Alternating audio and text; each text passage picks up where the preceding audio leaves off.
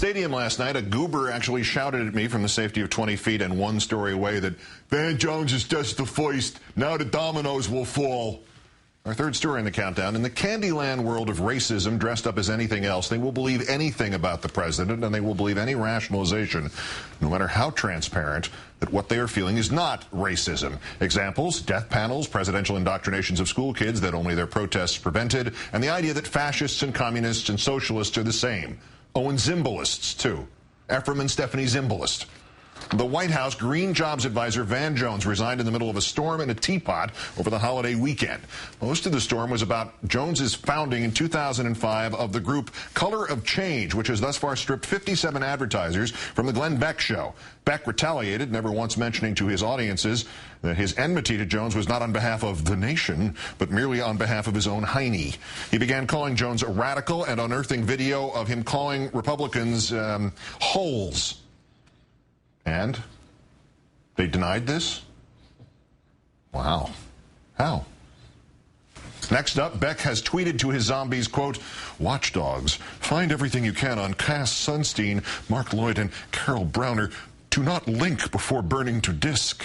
Sunstein is the Harvard Law School professor whose nomination to run the Office of Information and Regulatory Affairs is in limbo in the Senate because of Republican obstructionism. Lloyd is the FCC's chief diversity officer. Ms. Browner is assistant to the president for energy and climate change. This, in turn, led me to diary at dailycoast.com. Find everything you can on Glenn Beck, Stu Berger, his radio producer, and Roger Ailes, and to promise that we on this program tonight would announce a dedicated email address to send tips on them. On that, more in a moment. First, let's bring in the Washington editor of The Nation magazine, Chris Hayes. Good evening, Chris.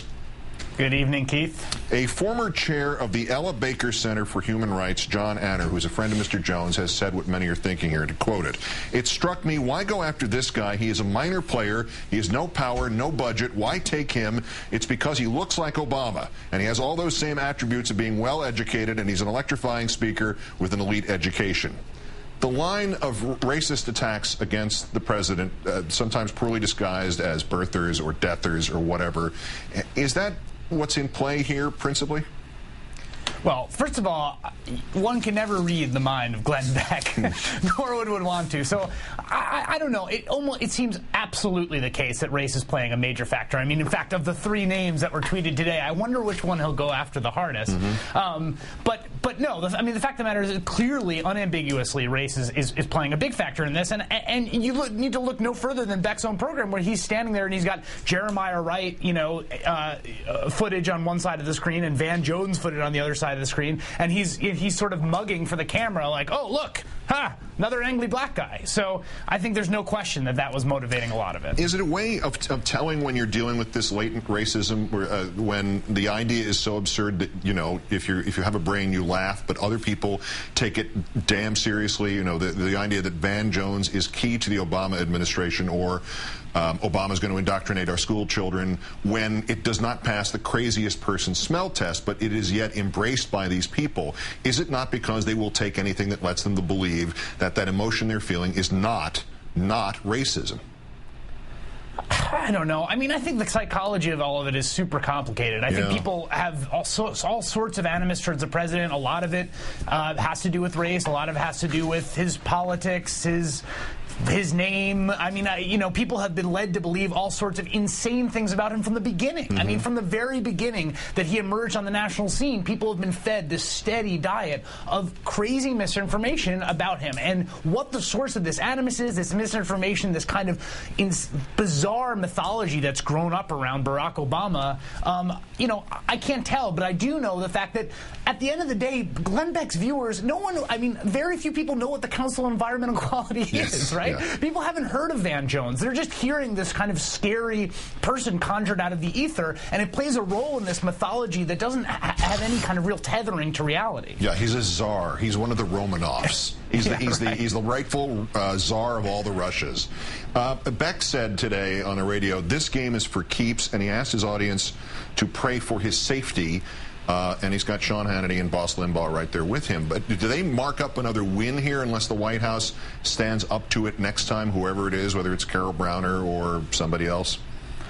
Well, I don't want to help him self-aggrandize too much. I mean, we're talking about a mid-level staffer in the Council on Environmental Quality. But I think one lesson from the Clinton administration is that you cannot appease the gods of reaction with human sacrifice. I mean, they only grow angrier and hungrier. And at the end, Bill Clinton himself found himself on the altar, being shipped up the side of the volcano. And I think that's a really useful lesson, that this won't go away unless they're stood up to. Absolutely. So does this close now? No defense of this man, and the noises from the Beck jungle are victorious. And look, we got the biggest one of the bunch instead of a small fry.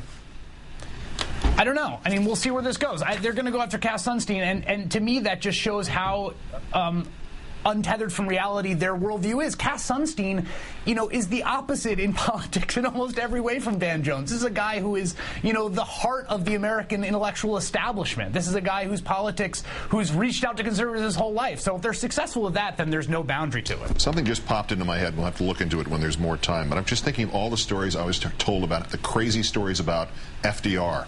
Same things, that he was totally of Jewish descent from some other country, hadn't been born here. I've got to go look through this and just pile it on later on in the week. But in any event, Liberty League rides again. That's right. There you go. That's Father Coughlin. He's on every day at 5 o'clock. Chris Hayes on Fox. Chris Hayes, Washington editor of The Nation. Great. Thanks, Chris. Thank you, Keith.